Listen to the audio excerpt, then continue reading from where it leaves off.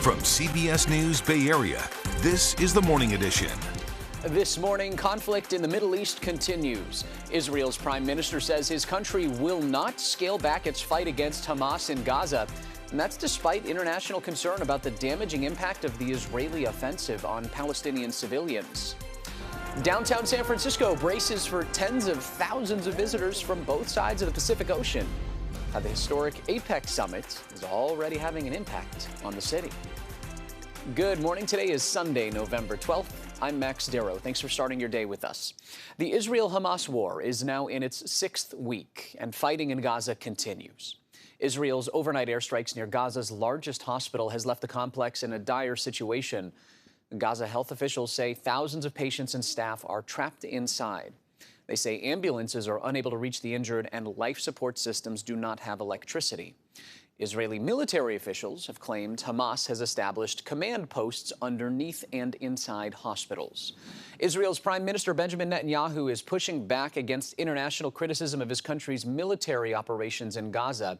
Yesterday, leaders at an Arab Islamic summit called for a ceasefire and rejected Israel's claim that its actions are in self-defense.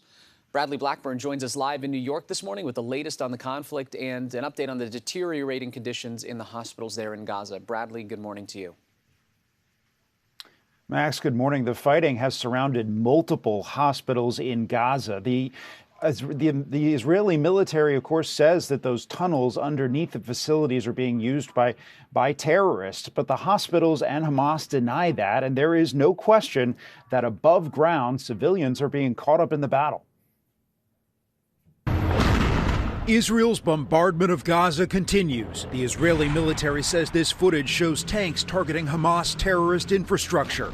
On Saturday, Prime Minister Benjamin Netanyahu said the fight to defeat Hamas will continue with full force, despite international fears for the toll on civilians. The World Health Organization says more than half of Gaza's hospitals are no longer functioning. At this facility, medical teams used flashlights while treating a patient. Many places have no power and dwindling water and medical supplies. Situations are disastrous. The human community should move. Israel says in the last 2 days, more than 100,000 Palestinians have fled south through evacuation corridors after Israel agreed to a daily humanitarian pause in fighting. We all left our homes behind us, this woman said. We left like this. At a summit of Arab and Islamic nations Saturday in Saudi Arabia, leaders demanded a ceasefire. France's president is now calling for one too. These babies, these ladies, these old people are bombed and killed. So there is no reason for that. This weekend, there were large protests in London, Sydney, and Spain, even outside President Biden's Delaware home, supporting Palestinians. While in Israel, thousands gathered in Tel Aviv to demand release of 240 hostages still held by Hamas. Israel says there will be no ceasefire until they are returned. And this morning, Pope Francis is weighing in, calling for the release of those hostages, but also saying there has been enough harm to civilians in Gaza. Max, he is calling for far more humanitarian aid to be allowed in. So, Bradley, we do know that Israel has agreed to help transfer some of the patients from Gaza's hospitals. What update do you have for us this morning on that?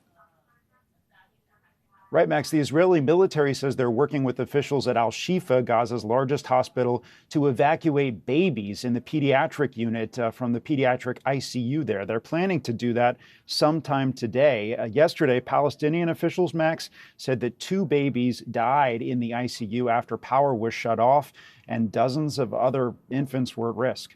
Bradley Blackburn will be watching closely. Thank you for your coverage this morning. We appreciate it. Let's take a live look right now at downtown San Francisco, where the Asia-Pacific Economic Cooperation Forum, or APEC, is underway. World leaders, including President Biden, will be in the city this week for APEC. The fences and barricades are up around key locations being used for the summit. This is the first time the U.S. has hosted this event since 2011 and the third time since APEC was established in 1989. City leaders are fully aware of this opportunity. This is a once-in-a-century kind of event. San Francisco is going to be on the world stage, and we're going to put on our best show. This is the largest gathering of international players in San Francisco since the United Nations Charter was signed here in 1945. But before all of that could happen, the final touches had to be put on the Moscone Center. That's where a majority of the events will be taking place over the course of the week. Our Da Lin ventured into the high security zone and got a look at those preparations. Watch this. People coming in and out of Moscone Center tell me they're mostly setting up their company's tables and exhibits to get ready for Monday. Outside, police officers are standing at every street corner.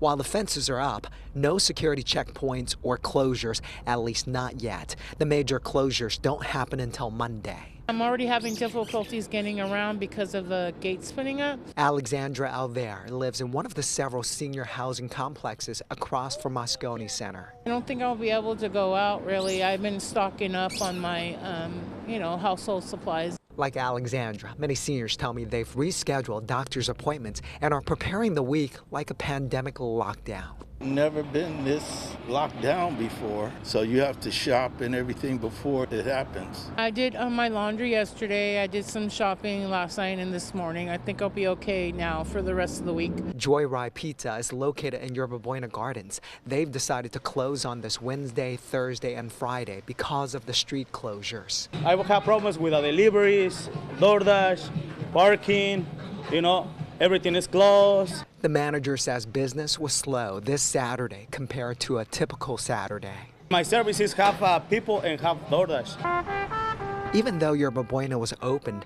the area was pretty quiet for a weekend.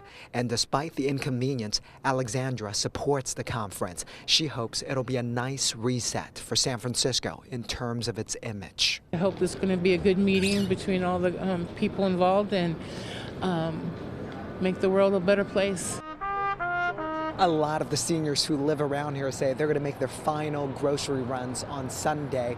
They just don't want to deal with the security checkpoints. And as Da mentioned, the major closures don't start until Monday, so be prepared for checkpoints and other security measures around Moscone Center in Soma, the Fairmont Hotel in Nob Hill, the Legion of Honor at Land's End, and the Embarcadero between Piers 19 and 23. BART is telling us, despite street-level disruptions, it will run regular service, meaning no station closures. That includes the Montgomery, Powell, and Civic Center stations, which are all near the summit. BART says it will also lengthen the Transbay trains to 8 cars. That's in anticipation of high ridership due to lane closures on the Bay Bridge throughout the course of the week. Here's some of the key events happening at APEC. It begins with APEC meets Silicon Valley and a welcome reception for the CEO Summit tomorrow and on Tuesday. On Wednesday, that is the day of the highly anticipated sideline meeting between China and the United States. The forum wraps up on Friday. And you can find more information about how to get around during APEC and an interactive map on KPIX.com. Well, we're starting out this Sunday morning with maybe a few high clouds through the day. Most of us have looking at sunshine, but the high clouds will be with us for a good part of the day today. But they're the kind of things you might not notice all that much. We don't have the marine layer, and you've got a beautiful day temperature-wise. Look at the numbers going back up into the low and mid-70s. For many of our inland valleys today, we'll be in the mid to upper 60s right through the Golden Gate. All eyes are focused on the Tuesday through Friday chance for rain. When we get back together in the complete First Alert forecast, we're going to look at the latest on where things stand in terms of timing and possible amounts. See you in a bit.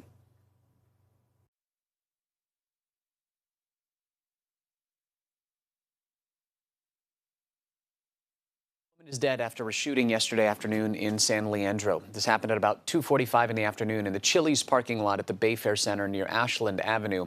Police think it started as a fight between people who knew each other. They have identified a suspect, but are still searching for that person. So far, no description yet of that suspect. And a juvenile is recovering from a shooting in Vallejo. Police say it happened Friday after a football game at Vallejo High School. They tell us they found the victim on Nebraska Street with a gunshot wound. No word on any arrests yet, but they say a heightened police presence is planned for the school during the next week. Police in Petaluma are looking for burglars who smashed a van into 3 businesses early yesterday morning. The 3 burglaries happened over the course of 45 minutes. Take a look at your screen here. The police say the thieves smashed this Ford Econoline van into the doors of each business. They tell us they stole power tools and other contractor equipment. The first incident was around 4:50 in the morning on Holm Road. The other two businesses were on Lindbergh Lane and Lakeville Highway. Activists in Antioch are calling for police accountability in the midst of a federal investigation into the department. It's related to racist text messages, corruption, and excessive force. A group called Reimagine Antioch is demanding that all of the text messages be made public and that every officer involved be fired.